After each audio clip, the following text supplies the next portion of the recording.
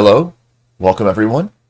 It's January 29th, 2025. We're in Active Inference GuestStream 97.1 with Dr. Matthew Sims discussing acellular slime mold, a jumping off point for exploring different notions of biological memory. So, thank you for joining. Looking forward to hearing more. Thanks so much. Hello, welcome everyone. It's January 20th, 2025. We're in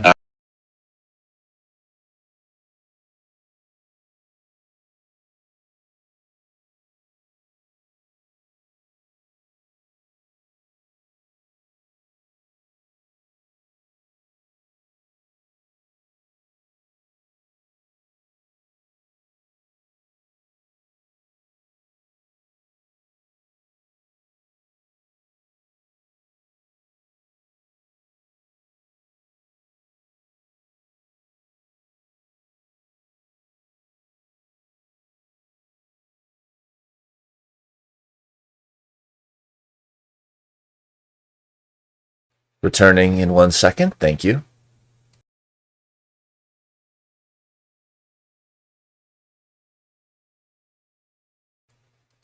We're back, like a slime mold.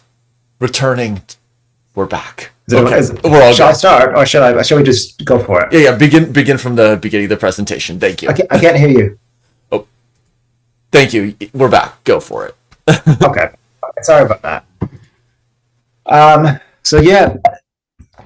Today I'm going to be looking at a couple of questions regarding Physarum polycephalum, which is acellular slime mold, and I'm going to be looking at different notions of memory that have been thought about in the biological sciences, not necessarily in, for example, when you're thinking about large language models or when you're thinking about computational memory outside of biological systems, but biological memory. And Physarum polycephalum is a springboard, if you will, for thinking about things like this. Now, this organism, I'm going to get a little bit into its biology and a little bit into kind of its complex life cycles. And these are different things that I kind of have researched and thought about in the kind of more recent book that I've published with Cambridge University Press called Slime, Mould, and Philosophy. And this particular talk that you'll see right now is going to be kind of an excerpt, if you will, from a couple of the chapters, namely chapter 3 of the book. And looking at memory, I think it's a quite nice way to get a kind of an overall understanding of the importance of this system, this model system. And it's a system that's becoming used more and more to investigate various questions in either cognitive science or in ecology or in philosophy, biology, or theoretical biology more generally. Questions like biological individuality, for example, questions like the biological or the biological status of something like a spore, a dormant spore, when we're thinking about living systems being systems that are more generally systems that are metabolically active. So what does that mean if you have a form of life that's not metabolically active? And looking at the biology of something like Physarum polycephalum or slime mold can really, I think it's very kind of instrumental into digging into these questions, the more theoretical questions. And also you can explore and expand upon these questions by generating hypotheses that can be really tested in an organism that's quite easy to culture. So this talk is going to proceed as follows with that kind of background. I'm going to look at what Physarum is. Then I'm going to turn to a really, really, really beautiful experiment. It's a very interesting and powerful experiment, well designed by Chris Reed and colleagues at Macquarie University. They're still doing experiments with Physarum. And this particular experiment is about kind of externalized memory in Physarum. I'll look at that experiment, go through it, then I'll look at different forms of biological memory. And these different forms of biological memory, I'm going to cap it out at 3 or 4 different forms of biological memory and try to connect them all. And then I'm going to ask a question regarding whether or not one or more of these forms of biological memory requires an explanation using kind of cognitive theories or cognitive frameworks. And I'm going to answer that question using the notion of metabolic individuality. Again, it's biological individuality, which we'll get into during the talk also. And so applying this particular type of criterion from biological individuality or metabolic individuality as a criterion, I'm going to be able to kind of rule out which levels of memory, depending upon the levels of biological organization that this memory happens in, are the warranted targets of cognitive explanation. So what's Physarum polycephalum? So Physarum polycephalum, it's the Latin name. The genus is Physarum, and polycephalum is the kind of the species name, the species add-on, and that generally means many-headed. And they say this many-headed in the sense that it's a many. The spore comes out of what looks like to be a many-headed fruiting body. Generally, it's an acellular slime mold.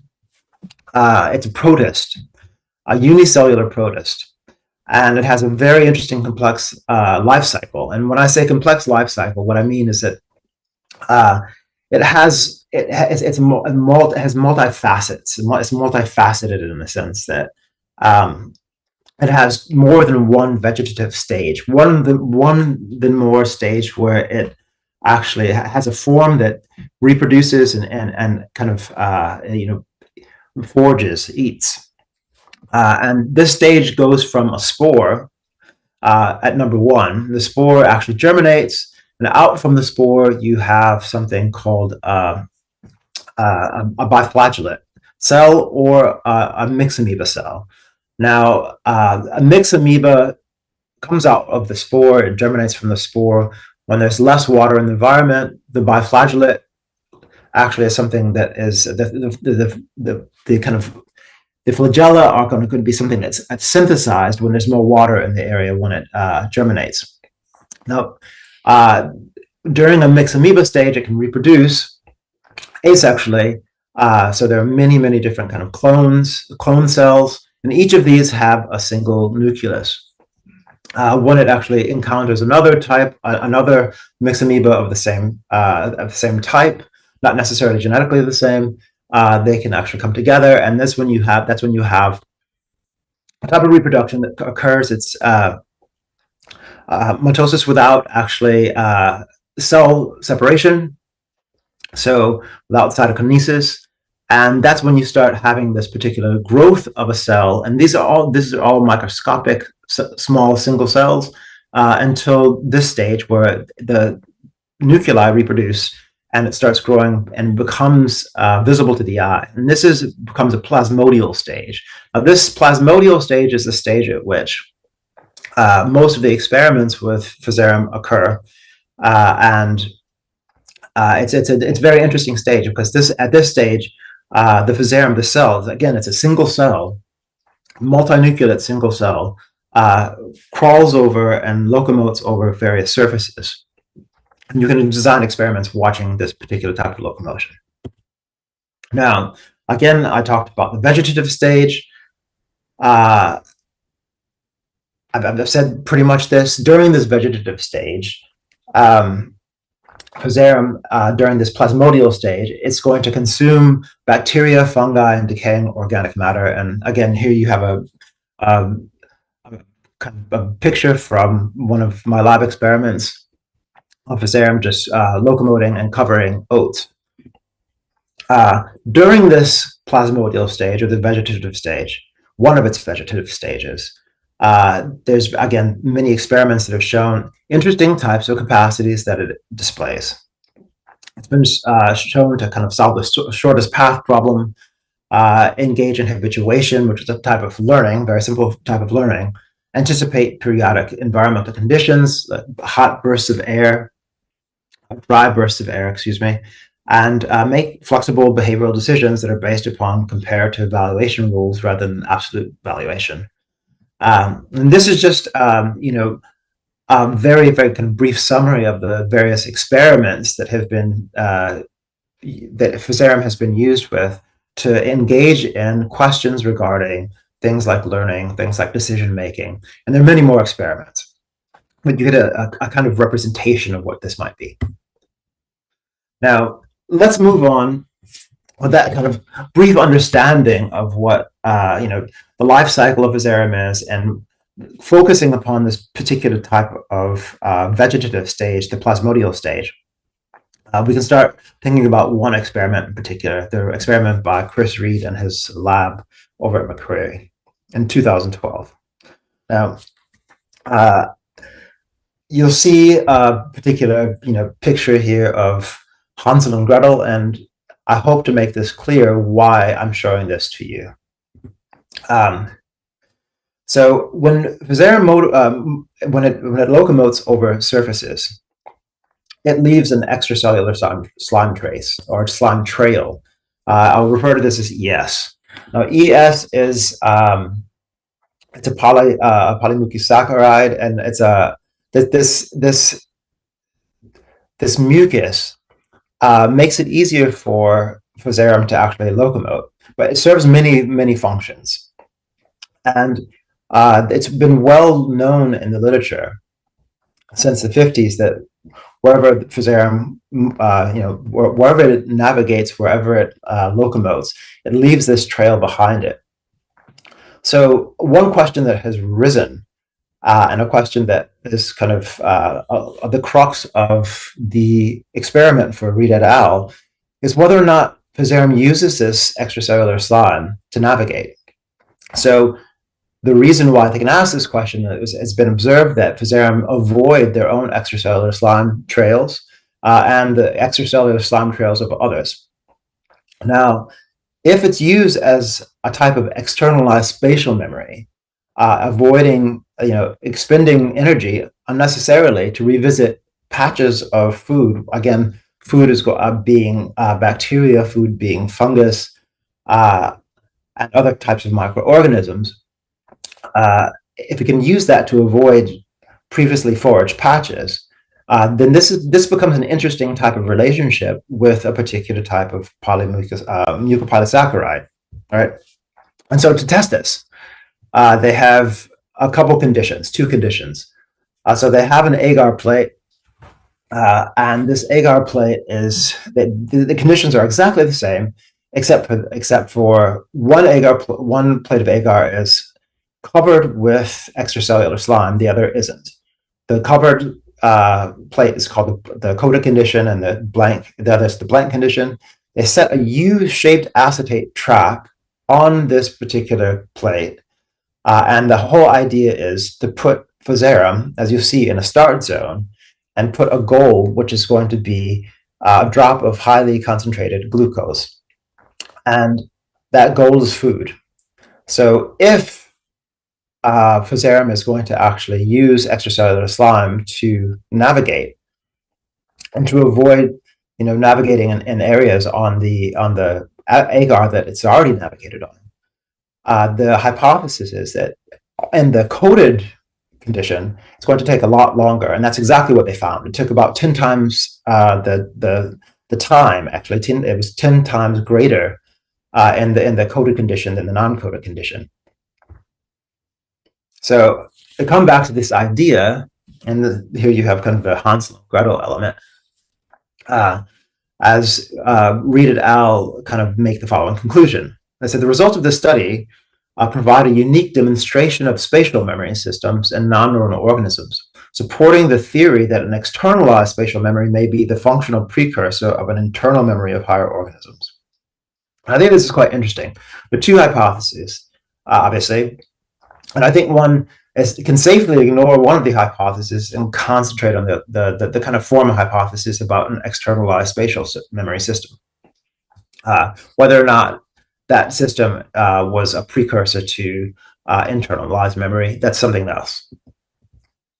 Now, in this particular type of conclusion based upon this experiment, memory processes have been, and this externalized memory process has been interpreted as a particular type of cognitive process, albeit one that extends into the environment. Now, is that strange? Yeah, sure, why not? It is strange, but really, I think there's a lot of, at least for the last 20 to 30 years, there's been a lot of, a lot of research done and focused upon the idea of what's called, the hypothesis of extended mind, the hypothesis of extended cognition. And my PhD supervisor, Andy Clark, he was very instrumental. Him and Dave Chalmers were very instrumental in kind of putting that out there. I think that sometimes, cognition can be scaffolded by external elements, and I think that's fine. I think if we take that assumption on board, it shouldn't really matter whether or not it's on the outside or on the inside. But we'll come back to this. So now I want to think about, in order to actually really move on to the question, is this really memory, though? Which is a more fundamental question, to think about what memory is. So I'm taking a definition or characterization, as I like to call it, a rough characterization from František Belusky and Michael Levin. And Mike and František look at memory as follows in one of the papers. So they say it's experience-dependent modification of internal structure in a stimulus-specific manner that alters the way the system is going to respond to a stimulus in the future as a function of its past. Now, I think a couple of things stand out in this particular type of characterization. One is that it's stimulus-specific. So breaking a bone, for example, is not going to count as a memory. There are many ways to break a bone, and the breaking a bone is not going to necessarily be dependent upon one type of stimulus. So that's a very important element of this definition. Another important element, which I'm pushing back on, is the idea that it has to be a modification of internal structure. Again, if we take the hypothesis of extended cognition seriously, there's no reason to be dependent upon this assumption about internal structure. Sometimes it extends, and that's an assumption that I'm willing to take on. Maybe some people won't, but that's something that I'm definitely willing to take on, depending upon the functional analysis of what's going on here. Now, putting this into place, you have a different type of characterization. So I think you can add external structure here, internal structure or external structure. Now, one important thing also about Belusky and Levin's characterization, when they bring this up, they have a footnote which says, memory is going to be outstripped in terms of that memory that's necessarily associated with cognition, necessarily associated with intelligence. So there's going to be many more types of memory than those that are necessarily associated with intelligence or cognition. What does that mean? That's what we're going to get into next, I suppose. So you have different forms of biological memory. The ones that I'm going to look over right now for this presentation is these are going to be dependent upon different levels of biological organization, different timescales and biological levels of organization. Now, one is going to be cellular memory, which are individual cells, somatic cells, for example. Immunological memory, networks of cells and molecules, so you're getting larger time scale. Individual organisms, and then collective memory, or on a collective scale, a group of organisms. Necessarily, I'm going to look at the notion of kind of colonial memory or colonial memory. So, what's cellular memory? In a nutshell, which I'm sure many of you know, cellular memory is going to describe how various pluripotent cells, stem cells, differentiate into different types of cells. And stem cells themselves, after they start actually differentiating, those cells reproduce, and as they reproduce, they don't go back to stem cells and then turn back into, for example, a fat cell. The fat cells produce fat cells. So there's some type of way that cells maintain the cellular type over mitosis or cellular division. And this is what cellular memory can be understood as. One of the ways that this occurs, one of the mechanisms underlying this, again, I hope this is not too simplified for everyone, but I think it's a kind of an important thing to talk about anyway, is through epigenetic modification. And this is one of the ways that kind of epigenetic markers and epigenetic mechanisms was introduced biologically, was looking through or trying to understand the question as to how differentiated cells remain differentiated over time during development, during ontogenesis. And these epigenetic mechanisms, there are many of them, but a couple of the ones that I have here, just kind of examples, are histone modification, where you have, you have an octamer of histones that are going to be wrapped by a particular type of kind of strand of DNA. Histones are going to make up these histones are going to make up the chromatin, and going to make up they're going to make up the larger groupings of cells. Sorry, the larger groupings of kind of DNA. And when histone is actually wrapped very tightly, when the DNA is wrapped very tightly around histone, it can be accessed for for transcription. So what that means, you have some the brakes are put on to transcription. So the brakes are put on in terms of genetic processing, which is okay. So that acts in and of itself as a type of memory. And if one is very interested in this, one can look into the work of kind of, you say Blanca and Avia Blanca and Marian Lamb. They've done incredible research on this philosophically and biologically. But this is one of the things that kind of, in a nutshell, explains the way that a cell actually, when it differentiates, remains the same type of cell as the same type of cell. Now you have histone modification, chromatin marking, RNA interference. There are many different types of epigenetic mechanisms that can be used, but this is just an overview, a very quick and inaccurate overview, probably. Moving on to the immune system memory. Now, I think Nunes de Castro says it best, so I'm going to read this out for you. Our immune system is composed of a huge number of cells presenting receptors on their surfaces, transmembrane receptors. These receptors are responsible for binding with portions of pathogens known as antigens and signaling other immune cells to eliminate the marked or recognized pathogens.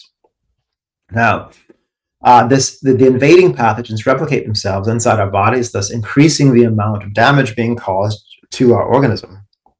One way the immune system evolved to fight against infection was by replicating our immune cells so as to cope with the replicating pathogen. But the replication of immune cells is not perfect. You have errors, you have mutations. Now, errors occur with a rate proportional to the quality of recognition between immune receptors and the pathogen recognized. Those mutated cells with high affinity with the pathogen, high affinity means that they have, in terms of their kind of their shape, they fit together well. They're selected, maintained in a repertoire called memory.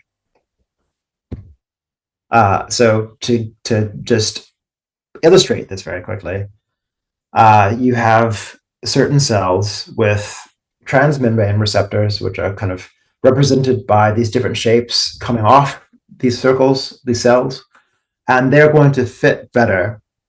They're going to have kind of better recognition with some of the foreign antigens. The ones that are better recognized, and again, they're going to be the ones that are put into a particular type of reservoir, and they mutate, and their mutation ends up actually making transmembrane cell receptors, or transmembrane receptors that are going to actually fit even better with the pathogens, and they're put in the kind of again this repertoire of memory, cell memory, or immunological memory. Organismal memory is the thing that everyone typically thinks about, particularly from the perspective of psychology, comparative psychology, cognitive science, or even modeling. So, and this is just answering the questions: how an organism adapts to, via changing experiences, adapts to a changing world over the lifetime. And again, it's over the lifetime that has to be put forward. The idea that something like organismal memory occurs typically, it's going to occur typically over ontogenesis, over a long trajectory of development from birth to death. The particular type of paradigmatic way of looking at memory and looking at learning also, I suppose, people start looking at this, or scientists have started looking at it in metazoa, just because cognitive science, which is a very still young science, piggybacking off of psychology, has started with humans and then thinking about other types of closely related animals. But now things are obviously changing a little bit. People are asking questions, as Chris Reed has asked questions about memory and Physarum. But this is just a little bit of the background. And I'm not going to say too much about organismal memory because I think this comes quite intuitively given the particular type of our approach to memory and cognitive science already. Memory, one thing that should be said also is that typically it's going to be associated with learning. So learning is the way that memories are encoded, typically. But this is something that we can come back to later, which I think is interesting, particularly with Physarum, but with other organisms such as Aplysia. Now, collective memory, the last type of memory I'm going to talk about, this refers to how history-dependent, self-organizing behavior of a group of organisms becomes stabilized at the level of the collective rather than at the level of the individual that makes up that collective. And a lot of the research that has been done on collective memory is the work on colonal memory, ant colonies, for example, or termite colonies, or these types of insects that have use pheromones as a manner of navigating a particular type of spatial environment. Now, Deborah Gordon, she is a fantastic zoologist, and she was at Oxford for a while, and a lot of Deborah Gordon's work was with ants, looking at ants, and she's done some pretty incredible research, kind of looking at ant collectives, and this is something that she writes. A redwood ant, a colony of redwood ants, remembers its trail system leading to the same trees year after year, although no single ant does. In the forest of Europe, they forage high in trees and feed on excretions of aphids, another type of insect, small insect, that in turn feeds on the tree. Now, their nests are enormous mounds of pine needles situated in the same place for decades, occupied by many generations of colonies. Now, these colonies, I can just interject here, some of these colonies last a very long time. They have very long lifespans, the colony it does, and the colony outlasts the individual ant.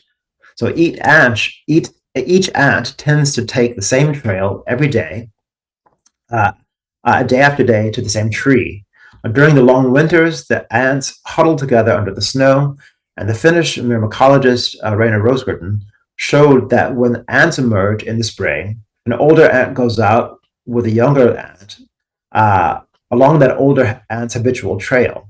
The older ant dies, and then the younger ant adopts that trail as its own, leading the colony to remember or reproduce the previous year's trails. So you have this particular type of connection between nodes, if you will, connecting the memories from one generation to the next, year after year, of the entire colony.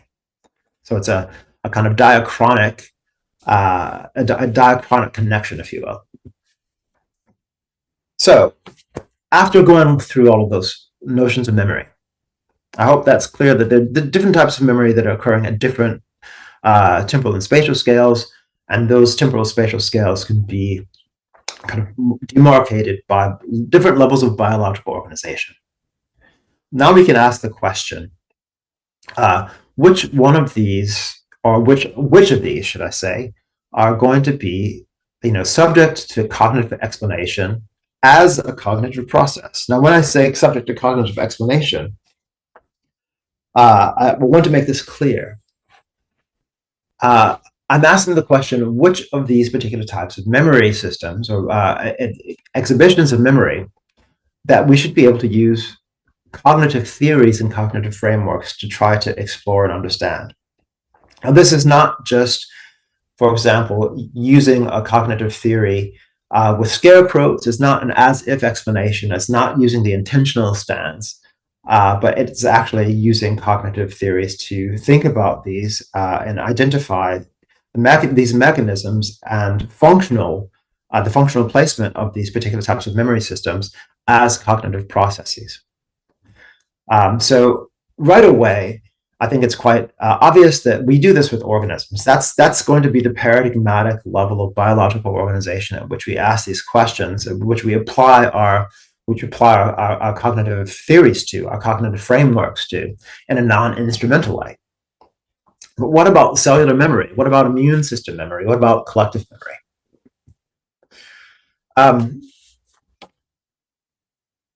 Again, we do this. How are we going to get, and the question that I'll ask now is, how are we going to get any type of, how are we going to explore this question? Because I think it's an interesting question. We can make some assumptions and just say that perhaps there's similar principles running through all of them. Given this particular definition or characterization of memory from František Beluska and Mike Levin, they all count as memory, so why not apply all cognitive theories to them? I think that can lead us into some difficult territory, and if we do this non-selectively. And so I want to look at now and introduce a particular type of way of thinking about this we can kind of ring a particular type of criterion, a rough criterion out for thinking about which of these biological organizational levels really are warranted for this. Now, warranted to explain in terms of cognitive explanations or warranted targets for our cognitive explanations. One clue here is it's going to come from this particular kind of passage from Pamela Lyon, and she writes, using, actually, I should say something about this. This particular kind of definition that she offers, or again, a characterization that can be changed. She's offering something that is very much influenced by Sarah Shuttleworth, who's a cognitive ecologist or cognitive ethologist, excuse me. And this particular definition or characterization is quite, I think, it's general, but it's general enough to do some work, specific enough to do some work. So cognition here comprises the sensory and other information processing mechanisms an organism has for becoming familiar with, valuing, and interacting productively with features of its environment, exploring, exploiting, evading, in order to meet its existential needs. Now, these are going to be the most basic of which are survival, persistence, growth, thriving, and reproduction. Now, if we concentrate on that, the existential needs, and saying this is fundamental to cognition, we'll have various philosophers, various biologists, various cognitive scientists who will back this up. Maturana and Varela are kind of the obvious ones, people coming from the kind of autopoietic frameworks, autopoietic theory, people coming from the organizational biology theories, for example, people coming from like Hans Jonas who thinks that metabolism is the basis of meaningful behavior, any type of self-concern. So any entity that has its own metabolic machinery is therefore, this is going to be central to that entity's having capacities that are going to be subject to cognitive explanation. Another person, a philosopher that's out there also, who really emphasizes kind of metabolism and how it kind of shades into cognition is someone like Peter Godfrey Smith. So one way to think about metabolism is through the lens of what's called a metabolic individual. And this is under the under the larger or more general type of kind of biological or philosophical framework, I suppose, in biology, thinking about what biological individuals are.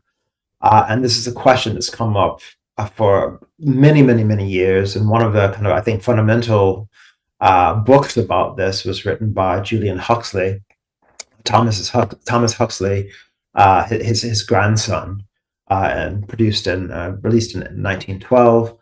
And it's quite interesting. Charles Darwin wrote a bit also about the biological individual, but it wasn't until I think Julian Huxley's book that and he wrote this when he was quite young. I think he was 27. Many interesting questions came out. He had a very interesting, a sharp perspective on what the notion of biological individuality is. Now, what is it? It means when we're asking a question about what a biological individual is, we want to provide an account of what in the biological world constitutes a countable and relatively well delineated cohesive unit. So there's two ways to go about this, two general ways to go about this. There's more than two ways, but I'll just concentrate on two ways here.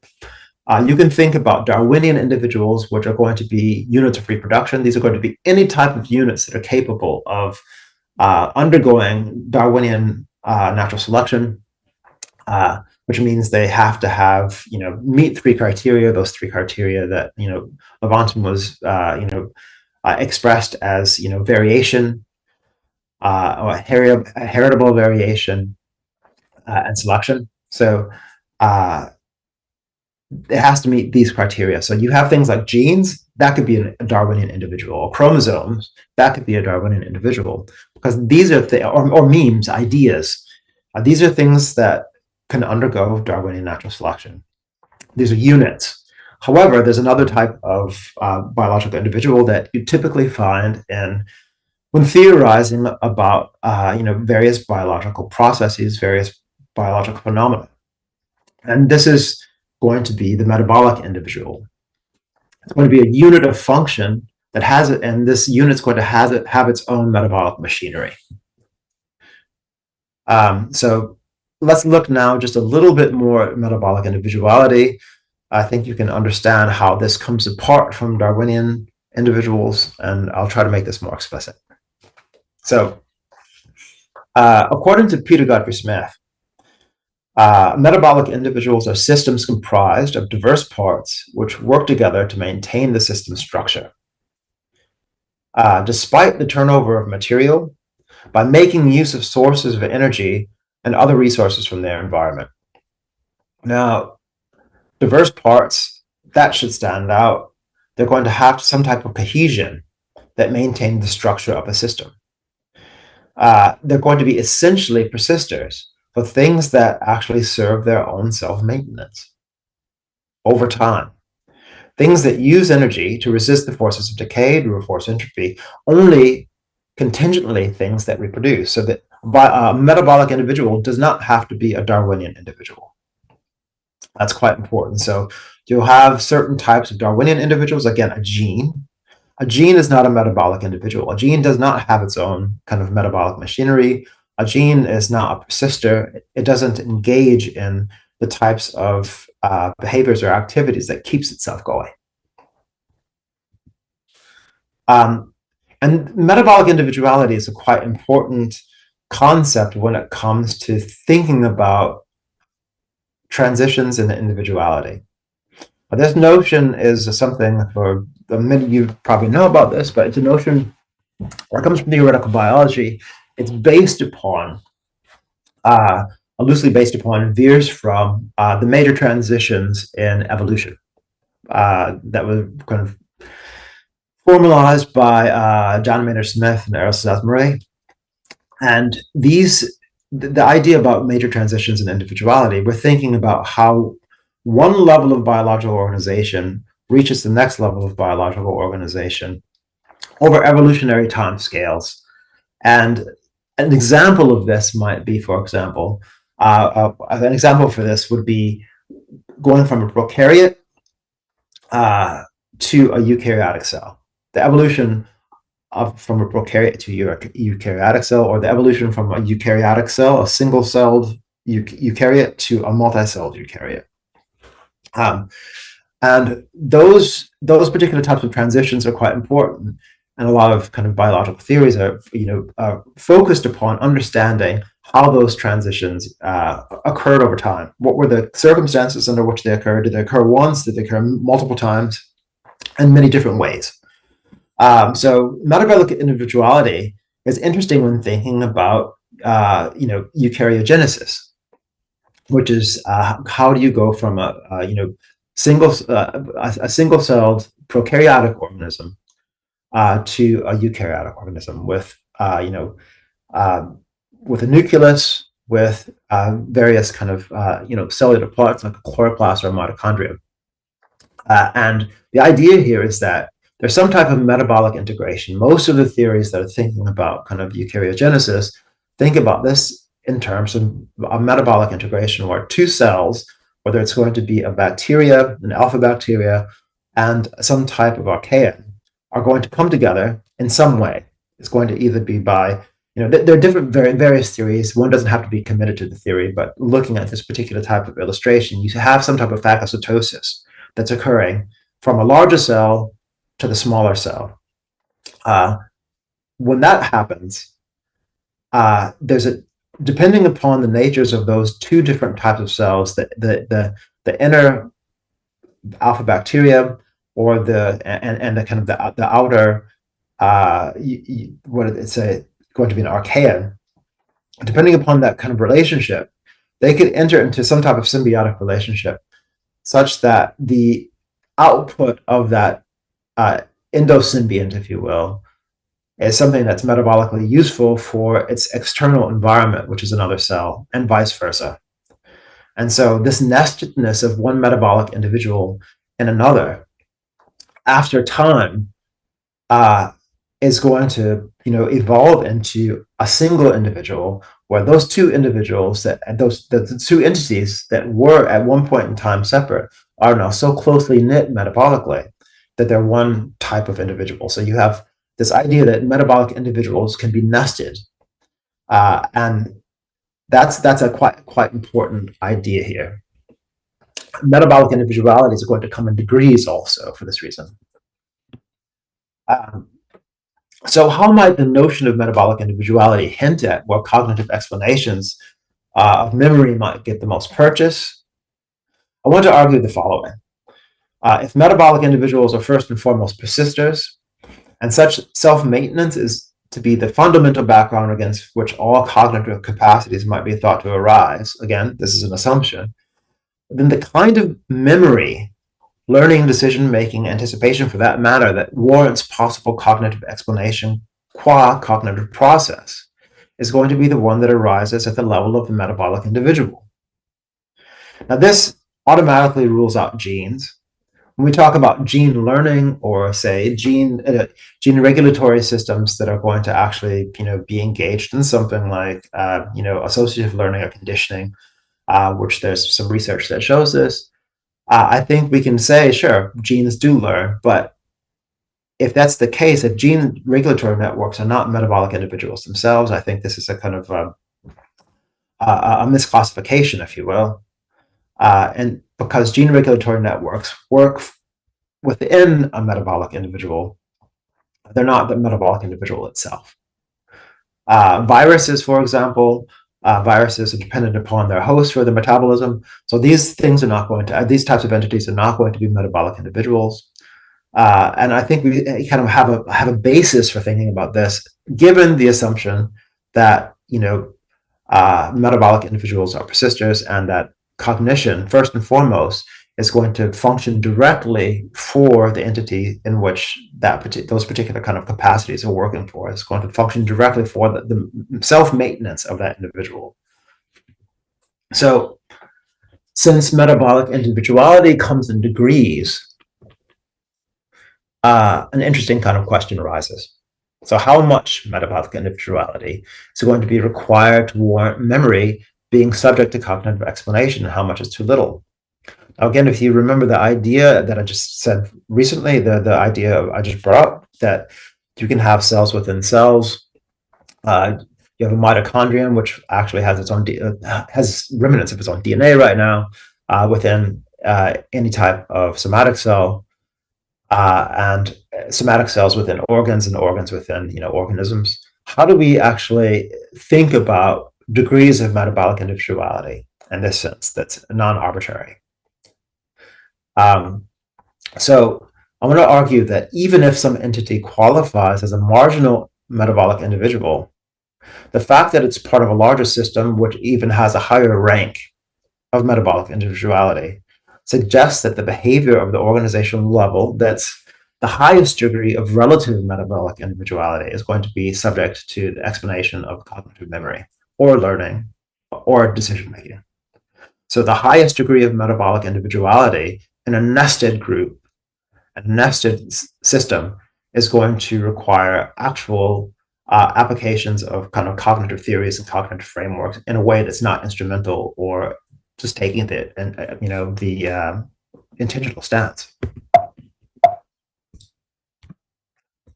So we can return to each of these forms of memory and think about applying this particular type of question, applying this particular type of criteria.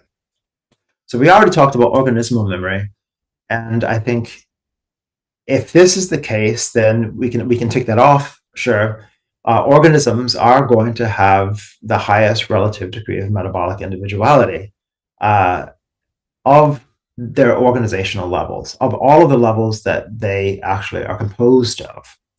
And this is going to be good news to the notion of asking whether or not, say, Physarum's externalized memory counts as actual memory. That we should be applying. We can be asking, whether or not that type of memory, if it's navigational memory, whether it satisfies various types of conditions that people thinking about navigational memory would need to apply to it to understand its function, to understand the mechanisms behind it better. But what about cellular memory? I want to argue that somatic cells, they have their own metabolic machinery. I think that's quite obvious.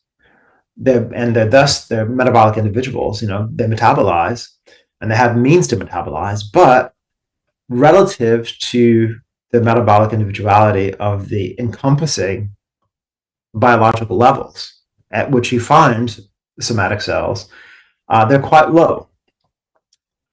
Their survival is dependent, obviously, upon their environment, but the metabolic individuality, and this is where you get kind of the kind of marginal metabolic individuality of kind of somatic cells, their maintenance is something that is directed towards the maintenance of the system of which they're a part. So when you have somatic cells or groups of somatic cells whose maintenance is reshifted towards their own existence, you start having certain things like tumors. And this is like metastasis, things of that nature. And I think this is a kind of turning against this. You have a kind of turning against the system of which they're a part. They start using that system and metabolizing that system. They become decoupled from that system. Another way to think about this is in terms of autonomy. When a cell has too much autonomy, when it regains its autonomy from the system of which it's a part, a somatic cell, that cell actually becomes deleterious for the system. So it's not controlled by the system anymore. So I would like to say that something like cellular memory, we can use the intentional stance to talk about it. Maybe that'll get us somewhere, but I think to use something non-instrumentally it's actually a conflation, given what the different types of transitions in individuality that have occurred over evolutionary timescales have led to, the dependencies upon these different types of organizational levels and differences in autonomy.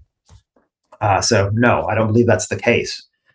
That cellular memory should be targeted with cognitive theories in any non-instrumental way. Immune system memory, I think, is the same thing, really. The cells of an immune system, they have their own metabolic machinery. and a certain degree of metabolic autonomy. Sure. Long-term functioning of metabolic processes and persistence of the network of immune-specific cells and molecules that make up an immune system are going to be dependent upon their functional integration with an organism. That dependence upon that functional organization is something that is to be expected, given where an immune system, or the cells that make up the immune system, how they're related to the larger encompassing kind of system. So, relative to the organism in which you find immune cells or immune systems, those immune cells are not going to actually be more autonomous than that system within they're with, right? So that's that in that sense. If you can start comparing levels of autonomy in that sense, you'll have differences. Of course, these are happening. The autonomy, the actions, the behaviors, if you will, of these systems are going to be happening on different time scales. However, when you're just kind of thinking about whether or not the immune system could ever act in its own accord or for its own accord, that's something that I think gives you a kind of quite direct answer as to whether or not immune systems are going to be targets for cognitive explanation, which I don't think they are. Lastly, a collective memory. So the memory at the level of something like a colony. So here's 3 reasons why I think an ant colony might be viewed as a metabolic individual. It's made up of heterogeneous parts. Again, you have differentiation of colony members. You have the queen, of course, the reproductive function of the queen, but then you have workers, which are all sisters, just like bees in a sense. And they have the functional allocations. You're going to have different types of phenotypes within the colony. And they maintain a particular colonial structure that is going to be dependent over the turnover of individual ants. Now, there's a high degree of metabolic integration between these parts. Different ants are going to actually retrieve food and forage, feed the colony, feed the nests, feed the queen, and that metabolic integration is dependent upon each of the parts fitting together and functioning together cooperatively. Now, there's going to be a small degree of non-cooperation or within ant colonies, within any colony, but that's going to be overshadowed by cooperative behavior. Lastly, you have integration, which is going to be underwritten by external signals, like, again, pheromones and pheromone trails, and behavior. So entering and exiting the nest at a certain type of rate. So it really doesn't, in this case, again, like Physarum, it really doesn't matter if the signals are internal or external. These signals are going to be used. The way that they're used, again, the way they function is going to be analogous to internal signals.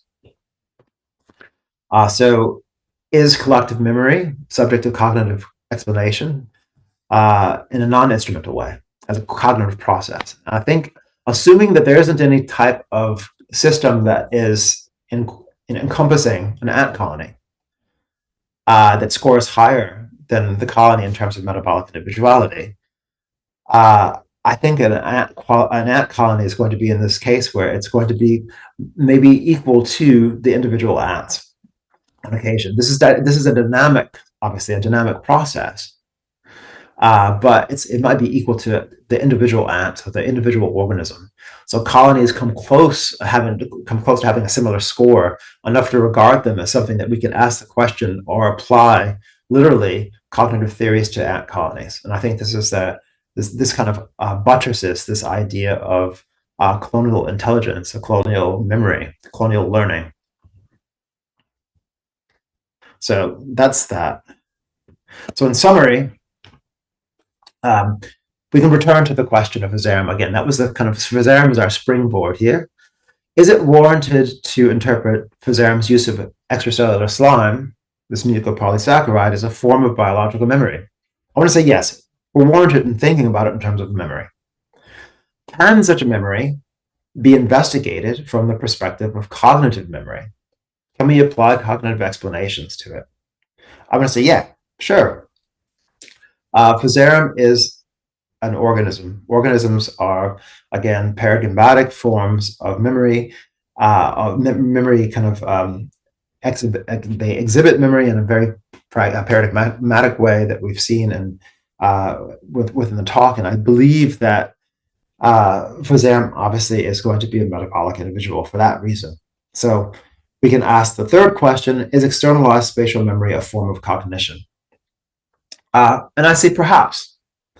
I'll leave it at that, perhaps, because this is going to depend, again, if we can apply cognitive theories, specifically navigational theories of memory and learning to Fusarum's case, because it is the highest degree, has the highest degree of metabolic individuality of its biological organizational levels.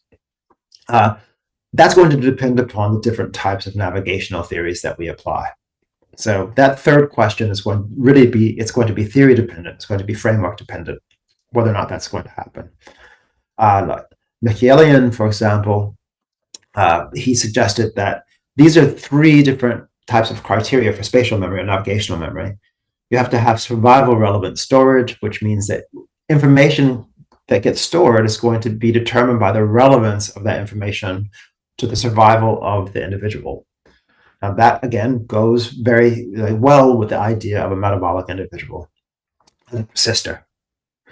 Number two, for something to qualify spatial memory, there has to be instability over time. So the obvious way to think about this is memories can be forgotten. They can be overwritten.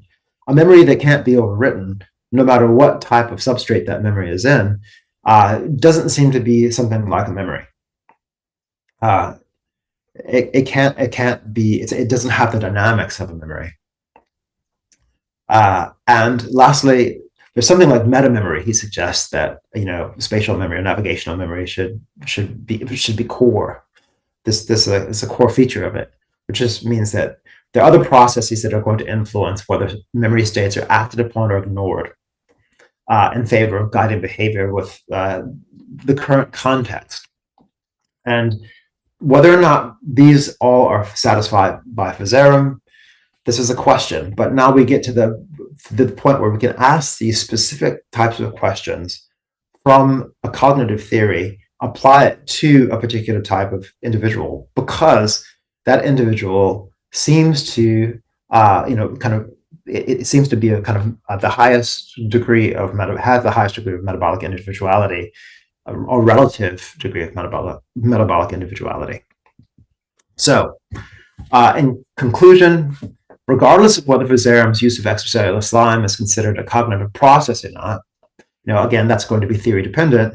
It should be clear that focusing on the behavior of the single-celled non-neuronal organism is going to be quite helpful in revealing interesting and important questions about memory, and it can help us consider relations between different forms of biological memory.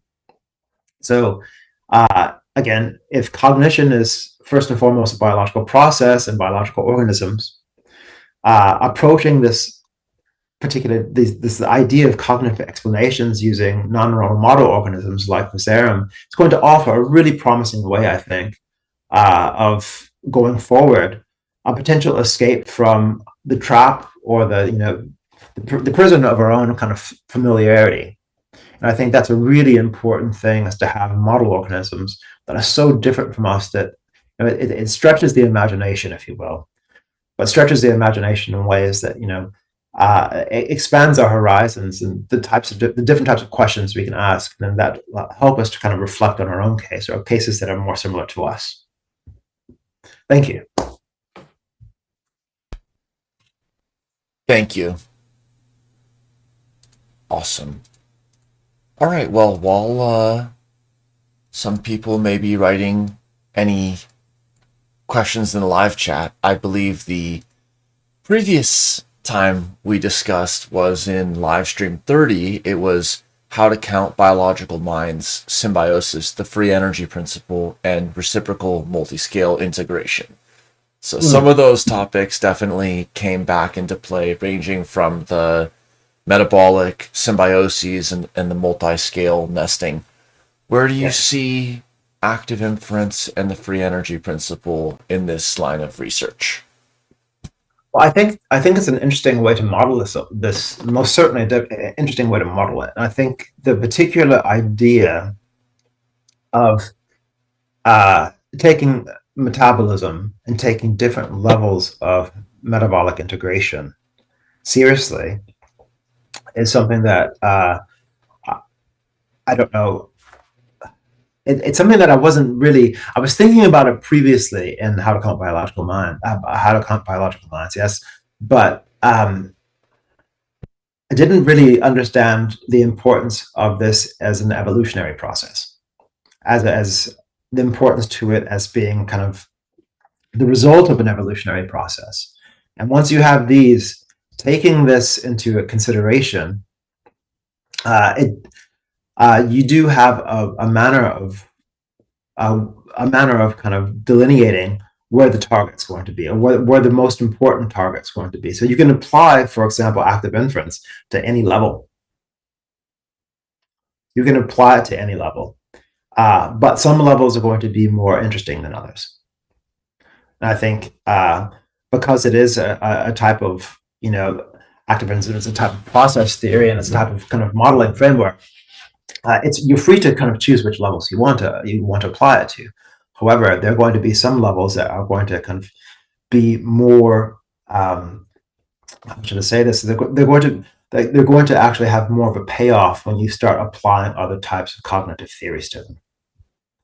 I think, particularly when you start thinking about not literally nesting, but I would say contextualizing those theories within something like thinking about major transitions in cognitive evolution, or thinking about major transitions more generally, but cognitive theories, putting like that those particular types of cognitive theories in the context of evolution. If one thinks about cognition as being something, a kind of suite or a toolbox of various capacities that have evolved, and one doesn't just take on the assumption that all life is cognitive, which some people do. But then that question becomes whether or not it's not a question about how cognition evolved necessarily, but it's a question about how life evolved. Those two questions become the same question. Yeah, awesome. Like the cognitive turn in evolutionary biology leads us almost to the point of asking, well, what remains other than cognitive account? Is the Venn diagram of the cognitive accounts, if we take it down to the materials level, ultimately identical with the biological account, like or the metabolic? All of the substrate of living systems is part of the building up and breaking down of metabolism. So Yeah. then, what is outside of that scope? Like how many different frames, and maybe no need to reduce to one, but point to the same cell in the petri dish. I'll ask a question in the live chat. Okay. Glia Maximalist wrote, "Thank you. How do you think the metabolism of different sized organisms relates to their perception of time or their own behavior?" It's an interesting, really interesting question. Um,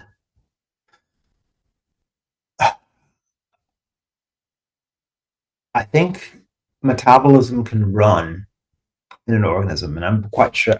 I would be quite sure about this claim. Metabolism can run without an organism being necessarily aware of anything. It's at a certain level that we can actually have a particular type of, say, understanding, if you will, of our metabolism. But metabolism, nonetheless, will affect perception. It will affect kind of how organisms behave, and it will affect probably their proprioception. And depending upon because it's about kind of value trade-offs, if you will. So if metabolism, for example, if an organism is in a state where metabolism is, the function of metabolism is breaking down, there are going to be certain types of stress responses that occur that will affect the manner in which an organism behaves. That's quite simple. At which level an organism actually is aware that that's happening, that's a different question. And I'm not sure exactly where that happens. I think you have to have a quite complex neuronal system for that to happen. But even before you get to that complex neuronal system, complex nervous system, like even a brain, you want to have certain types of mechanisms in place that are going to be able to bring an organism back into its homeostatic range. That bringing it back into that homeostatic range is something that I would be very certain that most organisms, if not all organisms, have to do in order to survive. Cool. Also, there's interesting connections like with the metabolic individuality. You focused on that primary persistence, and then even molecules or processes that are thought of as almost reaching into the semiotic, like neurotransmitters, sometimes are amino acids or just several modifications away. So the line between what's a metabolite and what is a semiochemical, they are also overlapping because metabolites are key signaling molecules. Yeah. Maybe just to your book, like, what do you hope the impact of such a book is, or how did you come to think we need a slime mold and philosophy book, and who would read it and think what? Yeah. Well, I was quite lucky at one point in time. I got in touch with Mike Levin, and Mike was really Michael is a fantastic person, uh, brilliant guy and a fantastic person. And he's like asked me, okay, like you've been writing a little bit about Physarum, you've been writing about slime mold. Have you got your hands dirty yet? Have you started doing experiments? I'm like, no, not at all. It's like, okay, well let's change that. So Mike sent me some protocol for culturing Physarum and took me step by step with a lot of communication with him as to how to do this and how to set up some experimental designs. I had been, uh, about a year and a half prior to that, I was over in Rome with Giovanni Pazzulo, learning how to design kind of behavioral experiments. And how Mike was the one that kind of like, reshifted my focus from, human behavioral experiments to behavioral experiments in a petri dish. And the more I got doing these particular types of experiments, nothing published, not anything yet anyway, the more I was thinking about what an incredible way to kind of ask or answer questions that a lot of questions that have been happening or arising in kind of theoretical biology or philosophy of biology. You don't there are a lot of what ifs, a lot of counterfactuals, a lot of speculation that happens. But given the ease with which this particular type of organism can be cultivated or cultured, given the speed at which it moves, and also given what it actually can do, it's quite unique as to what it can actually, the behavior that it engages in. There are a lot of things that you can proceed to, a lot of questions that you can proceed to ask and just answer. And so I haven't had the time or necessarily the resources to sit down for 5 years and answer all these questions myself with people in the lab. But at Bochum Ruhr Universität, I was given the chance to work with a couple of people. Her name is Chu Rang, and she's a postdoc there, and she was working on kind of recording climbing plants and doing analysis of climbing plant kind of climbing plant behavior. Uh, I don't know if you've seen, of course, you've seen kind of recordings of plant tendrils as they kind of grow and wrap around vines. They wrap their kind of tendrils around certain poles and things like this. And she was doing kinematic analysis of that. And we decided to actually use that same type of analysis with Physarum, looking at its growth, looking at its movement, and in response to certain things. So I was very, very, very, very lucky to make her acquaintance and be able to work with her. But I thought, okay, well, prior to this, there's no way that I can do this myself, or all of it myself. It's a really intensive research program. There's so many questions that can be asked, and I think part of the fun of it, and I think part of the value of it, is asking the questions and maybe inspiring people who want to answer these questions in the lab, to give them a couple kind of questions to kind of to use as a fulcrum, if you will, and to get philosophers of biology, philosophers of cognitive science, and biologists, microbiologists, together in one space, to work together and perhaps think about these questions and use resources, to answer these questions, if you will, in a laboratory setting. And so that's what the book is about, pretty much. It's looking at how Physarum, which is just like it's an organism that I'm absolutely, I continue to be mesmerized by, the various things that it can do, and just how beautiful of a life cycle it has, and interesting of a life cycle that it has. How it can be used to answer some questions, some very, very long-standing questions in the philosophy of biology and, say, philosophy of cognitive science also. Awesome. That resonates a lot. I'll add a few points. I'll begin with a quote from a 1989 paper, A Framework for Plant Behavior by Silvertown and Gordon, who you quoted. And they wrote, "There's some question whether words used to describe animal behavior, such as the word behavior itself or foraging, can be properly applied to the activities of plants." So it's kind of this evergreen discussion. Oh, okay, but is it really solving that maze, or is it really memory? And certainly Mike Levin and others, and these come up, like, is anything that's outside of the organismal frame actually doing cognition?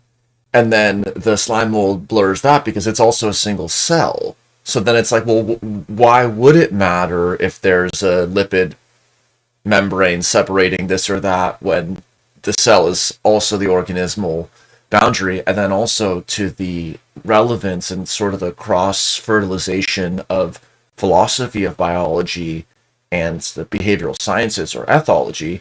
In Professor Gordon's undergraduate class, one thing that she would have the undergraduates do was design and carry out a behavioral experiment. Even, do squirrels cross the bike path more on Wednesdays? And there's something about doing any inquiry that provides philosophical insights that the armchair doesn't. And it helps reveal there's a associative analogical mode that's like studying foraging across different systems. However, by virtue of thinking and scoping over so many systems, most are not going to be directly engaged with. We're thinking about like a space hypothetical asteroid forager and ants as a broad category. But then when you get into the natural history and the behavioral science or the constraints of a specific laboratory, just sticking with one system, like a Drosophila or slime mold or this one field site, those can offer so many questions that even leads to reinterrogation of what the bigger category like navigation was. So for example, like in the navigation example or the maze solving, I thought, well, it's doing something spatial, but not necessarily with a cognitive map. So Right. what is does now it's like, so actually there's some play between what is cognition that's realized spatially and that which is aware of its own spatiality. And that's something that can just be brought to bear with a petri dish and some experiments like that. So it's just when the philosophy questions are held up with the inquiry, there's just amazing possibilities. And like what you shared shows that, people come from both sides, and may it be a perforated membrane between the two, because there's so much to like learn on both sides. Absolutely, absolutely, absolutely. I think this is like you hit the nail on the head. It's just um, I take it then that you were in Deborah Gordon's class. Then did you take courses with her? She was my PhD advisor. Ah, of course, fantastic. That makes sense. Makes a lot of sense. She's incredible. She's really incredible. Um, so yeah, I think that you hit the nail on the head with many of the things that you just said. Um, in terms of say spatial navigation, yeah, Physarum not going to have a cognitive map. Not going to have a cognitive map, and this is, I think, I think cognitive maps are quite complex things that there's still disagreements as to whether or not which organisms use cognitive maps. Again, Sarah Shuttleworth, 2014, she really kind of puts the brakes on and said, if you can explain this, a lot of what organisms do, animals do. She's an ethologist. In terms of using certain types of other simpler mechanisms that they're still quite complex cognitively, but they're simpler mechanisms in cognitive maps, running computations on cognitive maps. Uh, you have these things going on in ants, for example, where you have like egocentric or versus allocentric kind of recognition of landmarks and things of that nature. Or you probably know the term better than me, but dead reckoning. Using dead reckoning. Dead reckoning is distinct from using a cognitive map. It probably can be used in addition in animals with cognitive maps. But the question then arises in Physarum, is there something similar to dead reckoning happening? Is there something similar to landmark navigation happening? Is it leaving its own landmark? Something like this. You can start to ask these questions because you can relate its behavior to other types of cognitive theories if you're asking the right level, if you're at the right level. So yeah, it's not going to satisfy any of this kind of criterion, if you will, for thinking about cognitive maps. But maybe landmark use, perhaps. Landmark use does not necessarily have to be a personal process. It can be a subpersonal process. I think it's a Hofstadter quote, like, computers don't play chess, they do statistics, but they don't do statistics, they just follow the laws of physics and all of that. It's like cognitive Right. phenomena, when we start to really interrogate them and break them apart. Oh, well, that outfielder's not really inferring the location of the ball. They're just using a behavioral heuristic to stand where it's like, well, if that's actually how it's done, then what is the space between the problem as it was set up and how it's really being done in all these different biological ways? So, and that even came up in the reciprocal integration. Like, what do we expect?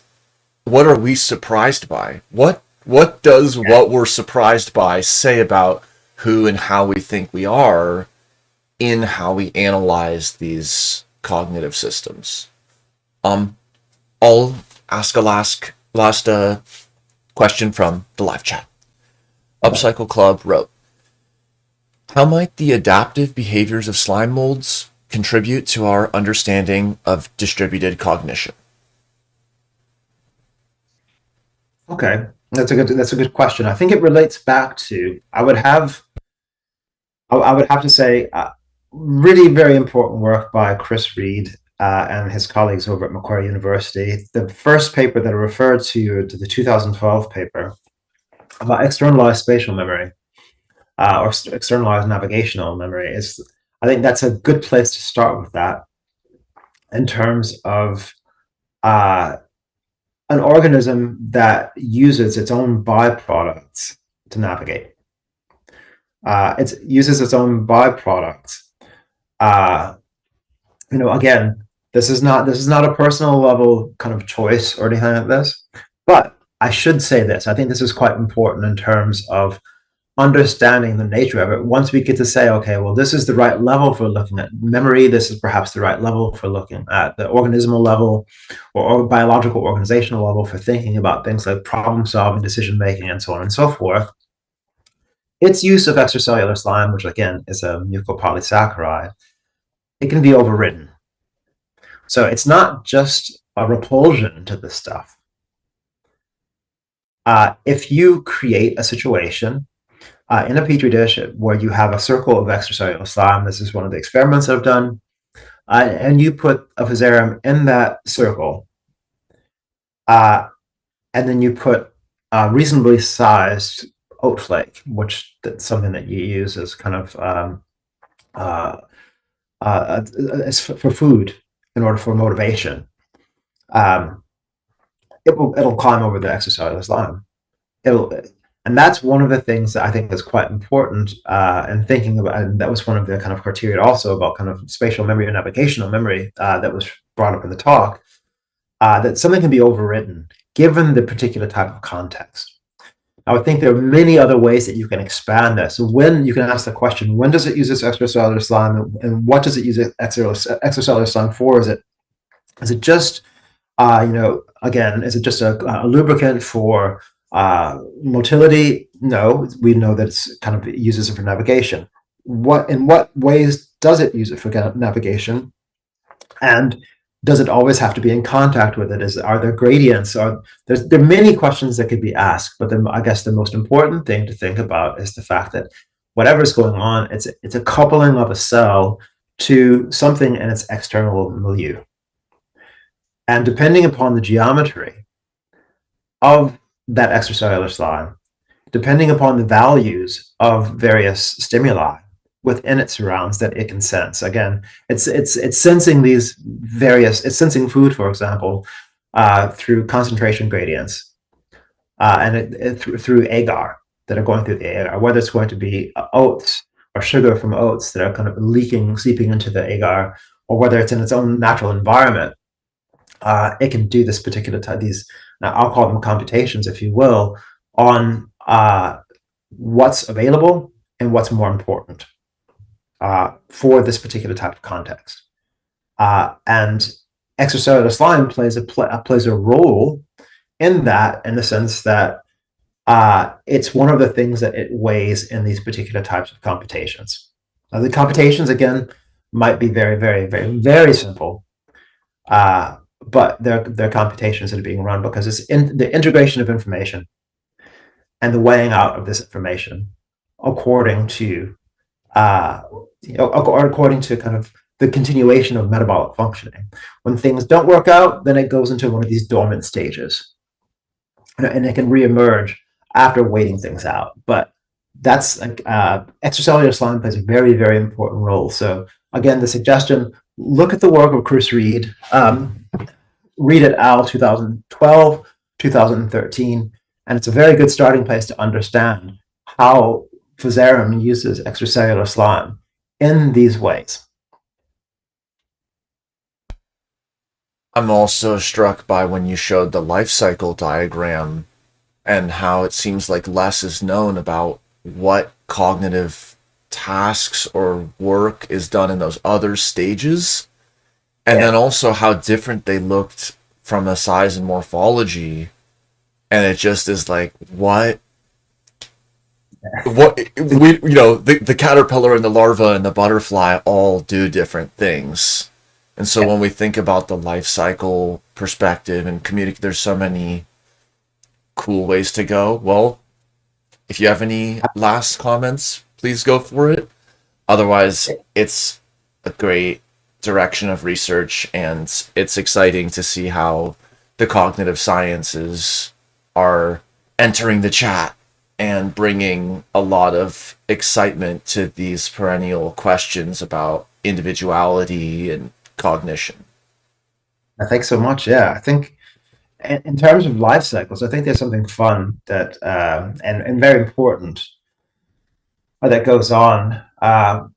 One of the things that has beset, I suppose, biological research, a lot of biological research, and specifically, thinking about cognition, is that we're adult centrists. We think about the adult organism.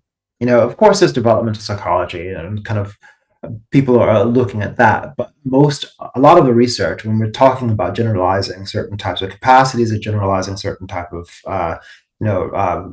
response rates, we have a very kind of narrow band of model organisms and ages of model organisms that we're looking at. This, even when you look at an organism with a complex life cycle, you expand that in such an incredible way, because you're not just looking at different ages, you're looking at different, really, really different phenotypes within the same organism over time. And not only are you looking at different phenotypes, you're looking at, and this is one of the things that I approach in the book, it's a wonderful way to explore something like niche construction. Because if those different parts of the life cycle are responses to changes in the environment, if they're responses to various selection pressures, ways to accommodate selection pressures, sometimes they might happen, they might be primed by certain types of stimuli, sometimes not, then you have a different kind of frame that one can use to think about niche construction, various types of niche construction and how they're related. So yeah, a beaver, the stereotypical example of the beaver building a dam to kind of control the dynamics within its particular type of niche. You have that, like that's a particular type of externalized niche construction. But then you have other things which involve, for example, an organism changing its own morphology as a way to kind of buffer itself from changes in selection pressures, harder selection pressures. So a change in temperature, it might be a change in, for example, moisture. So the mix amoeba can, it will synthesize flagella, become biflagellate if it starts raining, if there's a lot of water. Then it'll stop synthesizing those flagella and start crawling again as an amoeba, as if it dries out again, right? And there are kind of costs, like the costs of that particular type of morphological change or that type of niche construction are quite interesting things to think about, because when it's a biflagellate, it can't reproduce. So there's a trade-off there. When it's a mixed amoeba, when it's reproducing, it can't feed. So it's a very interesting way to think about life history trade-offs plus niche construction, and you get all of that with if you focus rather than on just the plasmodium cell that we've been talking about during this, that we've been focusing on this talk, on the entire life cycle. And there are many other organisms, bryophytes, for example, ferns, incredible life cycles that, behavior is different and obviously in bryophytes or plants or whatever, but the same goes for them in the sense that you have that life cycle provides a really beautiful way, a beautiful lens through which to see how an individual's morphology is very much coupled in incredible ways to different environmental dynamics, and how it can actually influence those dynamics and influence its own evolution. Epic. Okay, thank you, Matt, for joining again, and so much. Looking forward to reading the book, and till next time. Thanks, man. Bye. Bye.